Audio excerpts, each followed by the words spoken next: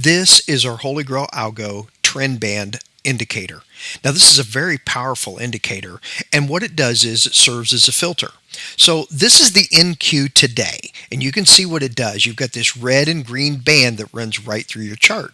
The other thing that you'll notice is that it recolors the candles. You don't have all the red and green up and down candles. You have a trending type color that goes with this. So the way this would work is with, if you use this as a filter with your strategy, once it breaks above the trend band and you have all green candles, this is where you want to start looking for longs.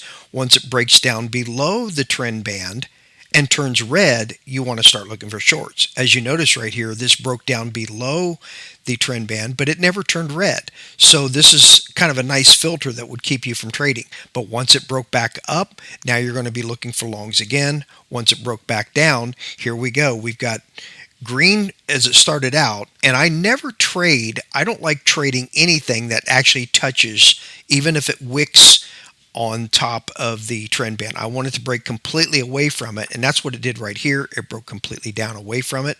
Here it broke above it, but guess what? We didn't really have any green candles, and it was really weak over here. They were not higher than these.